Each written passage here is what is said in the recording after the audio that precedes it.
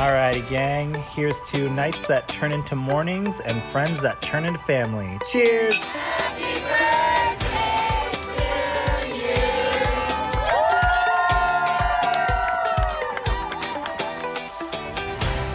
Hello. Welcome to the Friendship IRL podcast. I'm your host, Alex Alexander, and each week we explore what's working and what's not in our friendships, community, and connections. Have you ever wished you could sit down and have a conversation about what is really going on in your friendships? Well, you found your people. Join us as we dive into real-life stories and explore new ways to approach these connections. Together, we're reimagining the rules of friendship.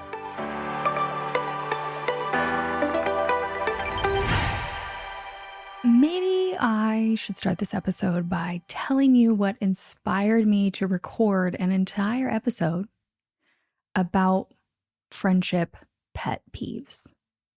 Because I want to tell you, I am not mad at any of my friends. Nothing they have done recently has inspired this episode, and I want you to know that. Real fast, before we get into it, maybe I should tell you how I come up with my episodes, with most of my content, honestly, because talking about your friendships on the internet is a delicate balance.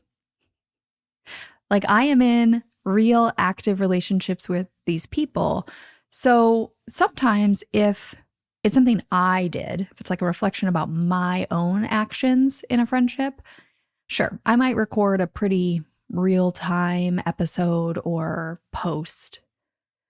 But if I'm on the receiving end, if like I have a frustration with a friend, for example, I'm probably not posting that in real time. Because gosh, can you imagine me just coming on here and being like, let me tell you about what so-and-so did? That would ruin all of my friendships. So I definitely do not want to do that. But sometimes as I'm experiencing different scenarios in my friendships, I do record them, journal them, collect my thoughts on them. Sometimes it's voice memos or writing or a quick video I record of myself, and I keep that all tucked away in my own private place.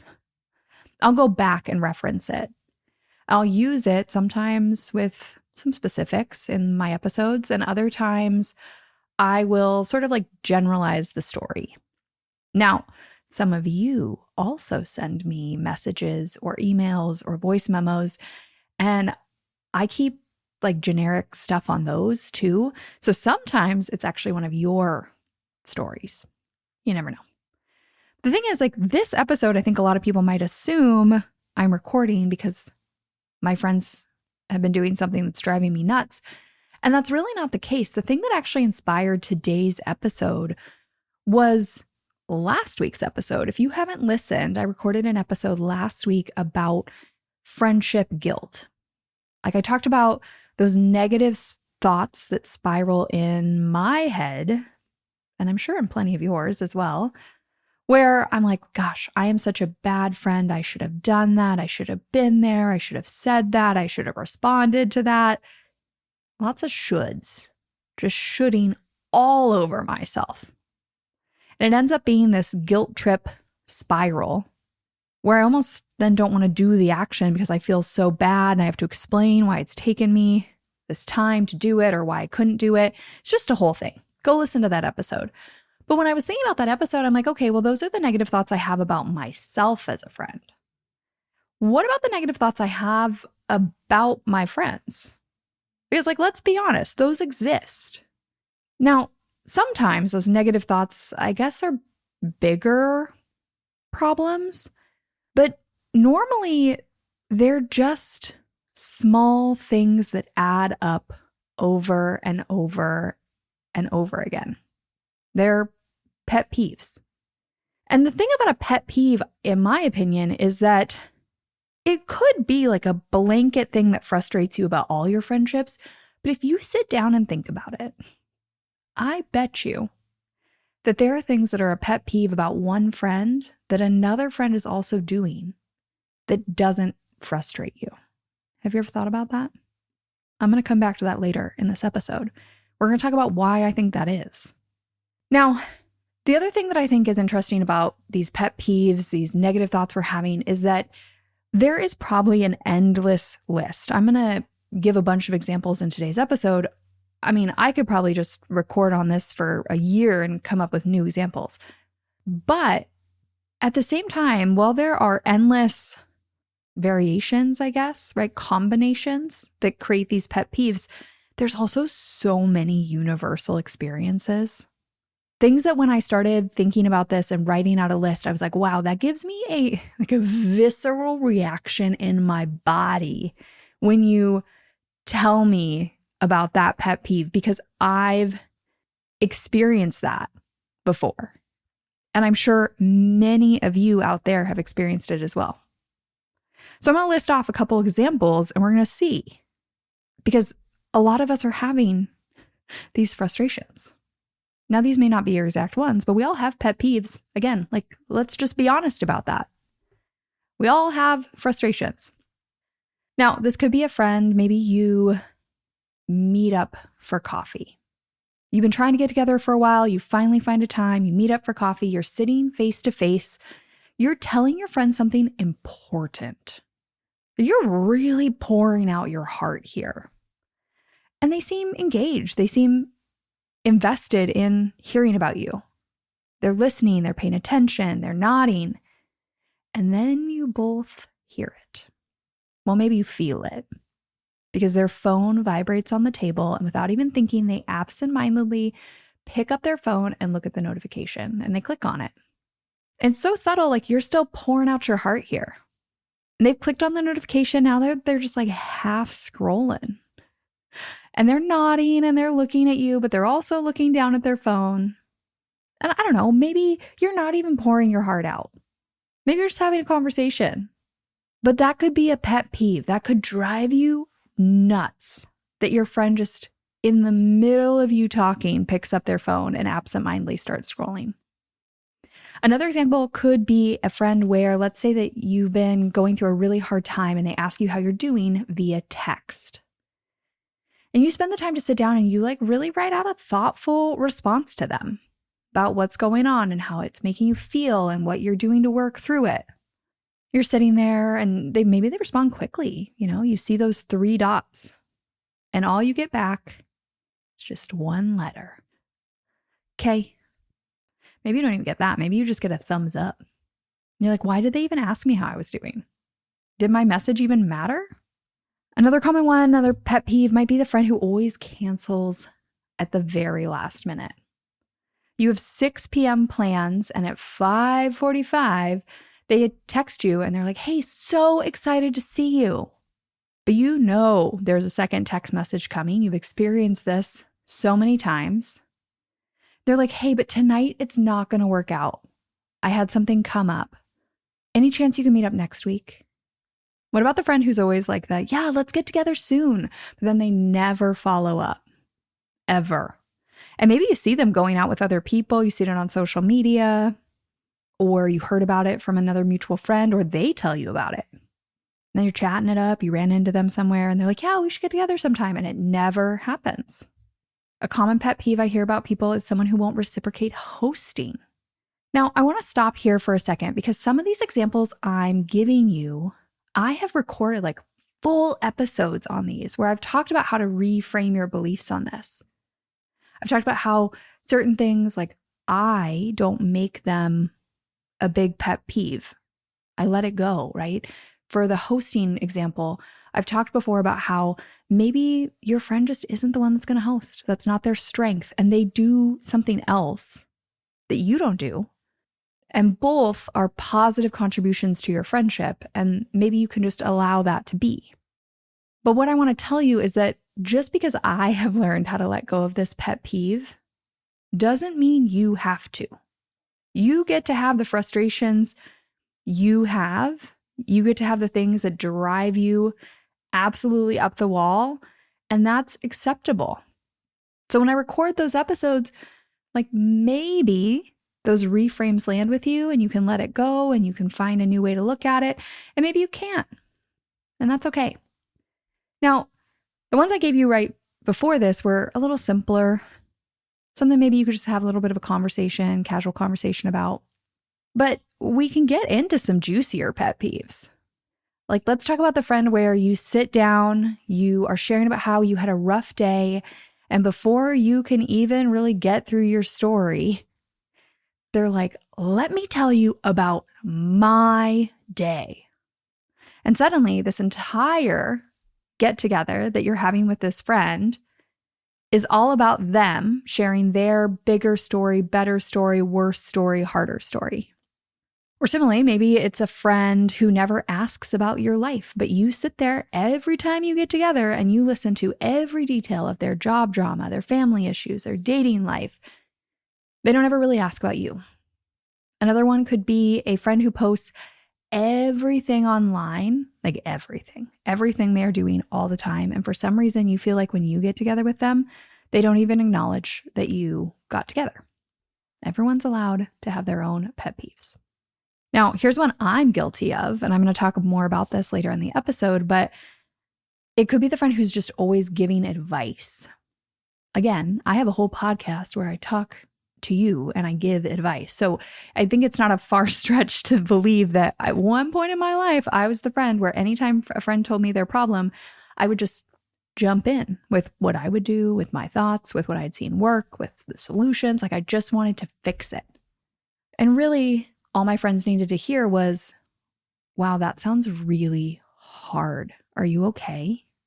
And I had to learn that the hard way. Now, there are endless money pet peeves. There's the friend where it's like, oh, hey, I'll get you next time. And next time just never seems to come. And the bill that you feel like you're paying adds up. It could be a friend who is always suggesting hangouts that are incredibly expensive, even though you've made it clear that you're currently in saving mode. They just don't seem to take that into consideration. There's emotional labor related pet peeves, right? You could have a friend that's just kind of that emotional vampire. Every time they show up, they really just drain you of your energy. Everything they have to tell you is over the top. It's in the middle of the night or in the middle of your workday, like another emergent crisis. They're calling you multiple times. And then when you have a problem, they probably turn around and say like, oh, well, I'm too drained to handle that right now. And it never seems to be a space where they have capacity for what's going on in your life. Maybe there's a friend who's always mentioning their other best friends. Like everyone else in their life seems to be a best friend, and yet they never refer to you that way. You leave every hangout wondering like, okay, well, am I just like there's some sort of hierarchy here and I just really don't matter? Everyone else matters more than me? You feel confused. I'm sure at this point, at least one, if not multiple, of these friendship pet peeves have landed. And like I said, there are endless options. I could list off so many more. But what I hope you're starting to see is that everyone has these. These are very normal thoughts. And also, as I'm reading those off, as I was brainstorming them, my thought kept coming back to this. Like, we live in a place where quite often, if somebody never asks about you, for example, those quick little social media posts out there will tell you, like, just cut them off. They're not a good friend. Just move on. Find someone else. And the question I always ask is this. It's a lot of work to make a new friend. Like, a lot of work. A lot of people don't want to do it. But we know we need friends and community and connection. So maybe the work we should be doing instead is navigating conflict and creating a feedback culture in our friendships. And that's what I'm trying to come at here with the pet peeves episode. Is like, this is normal. And sure, some things are unforgivable. I can't tell you what your pet peeves are that are like, I just can't do this anymore. But what I can tell you is if you've had a pet peeve for a really long time with a friend and you've never addressed it, you've never talked about it or given feedback on it, that's partially on you too. Because at the end of the day, we're all annoying each other. Everyone has frustrations with their friends and negative thoughts that come up. And the real problems arise when we just let those negative little things just keep adding another one to the pile and another one and another one and another one until it's too big and we just feel overwhelmed that we're carrying this frustration and we just want to drop the whole friendship. Maybe this is a good reframe for you. If we can create a feedback culture in our friendships where it is okay to say like, hey, this is really bothering me. Can we talk about it? Where it's okay to have conflict.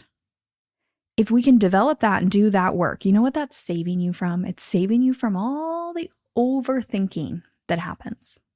Like if you're leaving hangouts with friends and your brain is running with all the things they might be mad at you about, you might have said, you might have done, then instead of letting your brain run wild and trying to anticipate things that may not even be bothering your friends, if you can create that feedback culture and trust it, then what that would mean is that if something's bothering your friend, they'll just mention it. And you'll both do the work to try and make the shifts. And vice versa. It goes both ways. So if you want to shift into this feedback culture with your friends, some ways to do that are the following. Number one, don't wait. Don't wait until it becomes a massive problem. At the point where you notice the issue, the pet peeve is like in your awareness, because it's probably happened a few times before you're aware of it. When you see that pattern, try and mention it. And if you're like, how to mention it, that brings me to number two, which is take some time to actually think about the issue here. So, for example, if the frustration you have is that your friend is always looking at their phone when you hang out, take a step back and be like, okay, well, why does that frustrate me? And the answer is going to be different for everyone. That's why I'm saying like there are endless combinations here. Because people might have the same pet peeve, but the reason you have it might be different than somebody else. So you might be frustrated your friend's always looking at your phone because you have really limited time together. You only see each other in person 1 hour every few months. And that's not a lot of time. And you really love this friend. So you feel like when they're splitting their attention with their phone, you're losing out on the precious time you already have. Now, somebody could also have a pet peeve about looking at their phone, and the pet peeve might have to be that they're always looking at their phone for work purposes. And now you feel like work is more important than your friendship. Could be because they are talking to another friend. And you're like, okay, well, I want to work on our friendship. I want to be in this friendship, and you're like half out already talking to somebody else. Everybody's reasons are different. So what is your reason? Because once you know that, you can come back and talk about how you feel. Instead of this being an accusation of like, you're always looking at your phone, get to the root of it. Like, hey, I always feel like I'm competing with our other friends, and I just really want to hang out with you. Our time is so limited. See how that comes from a different space? And then my final thing here is just to leave a space for their response. So often I think it's like, okay, when we give this feedback, we want our friends to immediately accept it, to change, to acknowledge it, to apologize for it. And when that feedback culture develops, like, sure, maybe that can be an expectation. But in the beginning, where this is new and we're figuring out how to do this and how to navigate conflict in our friendship, like your friend might not take the feedback that well, right? They might be a little defensive. They might be like, oh, well, I'm sorry that I have other things going on, right? They may say something that later they're going to apologize for, or maybe they just need time to reflect on this because they've never noticed their own pattern. In the beginning, give people some time. Gives people some time. That's all I got to say. Like if they're doing this in other relationships, in familial relationships or romantic relationships or work relationships, they might be faster. But if you're the first person that's kind of introducing this in, it's going to take them some time, and try and allow for that. Now, I also think that it's always great to look at the flip side, right? To look at yourself. And I'm going to give some of my personal examples here. Some like personal reflection time on Alex. One way to kind of create that feedback culture in a friendship could be to have those conversations, right? Say like, hey, I want to have this, or to bring up that like, I feel like statement and try and work through it. Another way is to look at the flip side, to look at yourself. So maybe your friends have made a comment, like in my case, right? I've talked about how I'm terrible at responding to text messages in a timely manner.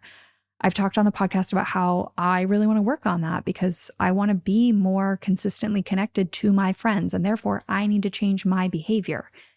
Now, some of that is me and my own like friendship guilt and how I want to be in my friendships. Like last week's episode talk. Some of that is also friends have said subtle things. They're not even passive aggressive. They're just like, hey, one time a friend told me that they wanted to invite me to something, but then they didn't because they basically figured I wouldn't see the message in time, right? I needed to like respond in an hour or two. And that hit me. I was like, oh, wow. Okay. And that's not even direct feedback. I mean, they're just telling me the reality of kind of why I didn't get invited to this thing. So listen for those. Another thing I noticed over time when I had that advice giving problem where I couldn't stop myself is I started to notice that friends told me about their problems less. And that when I'd ask, they kind of changed the subject. And I had to take a moment and step back and be like, oh, wow, okay. The times they do talk to me, like they're fewer now, but I really need to show up differently. I need to show up and validate their feelings instead of jumping in and trying to fix it. And I made a very distinct effort to do that. I really tried to show them. Not saying I'm perfect. It's definitely things I'm still working on, but I put in the energy and the effort. And those things weren't even like a direct conversation. It was just me paying attention to things where I was like, oh, I don't want that. And I could see how that would be annoying. Like I could see how it would be annoying to want to invite your friend to things, but then never invite them because they're not going to respond back when you want to hang out with them. So this is another one of those episodes where like, I don't have an overarching solution for you. We're all going to have pet peeves with our friends. Like, I think that's normal. It's acceptable to be annoyed sometimes. It's also acceptable to give feedback, to have it take a little while to work through these things, to try and dig deeper, to ask for understanding as we're working on it. Like at the end of the day, we are all that friend sometimes that causes a little bit of annoyance in our friendship or in our friend group. It's bound to happen. So instead of trying to be perfect, I'm trying, I hope you are trying, to just work through it when it does happen. And like the growth comes from the awareness. It comes from wanting to do the work, to have these conversations, to be in the conflict, to be active in the relationship.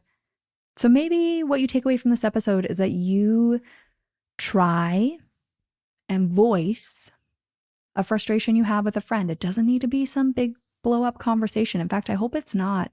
I hope you're getting to it before it's reached that point. It's probably a better one to start with, is something that isn't the absolute peak of your annoyance level, something that isn't so frustrating, isn't going to like set you off, right? Something you can actually have a level-headed conversation with a friend about. Give it a try. Bring it up. Even if it's simple, like acknowledging that my friend wanted to invite me and didn't because I don't respond. Maybe they'll pick up on the cue. But I would just say, give it a try, because we all know that sitting on the pet peeves and holding them in, I mean, that's definitely not serving anyone. At some point, you either have to blow up and the friendship, or just continue to sacrifice your own boundaries or time or, heck, sanity. With that, I'll see you next week. Thank you for listening to this episode of Friendship IRL. I am so honored to have these conversations with you, but don't let the chat die here. Send me a voice message. I created a special website just to chat with you. You can find it at alex.chat. You can also find me on Instagram. My handle at it's Alex Alexander. Or go ahead and leave a review wherever you prefer to listen to podcasts. Now, if you want to take this conversation a step further, send this episode to a friend. Tell them you found it interesting, and use what we just talked about as a conversation starter the next time you and your friend hang out. No need for a teary goodbye. I'll be back with a new episode next week.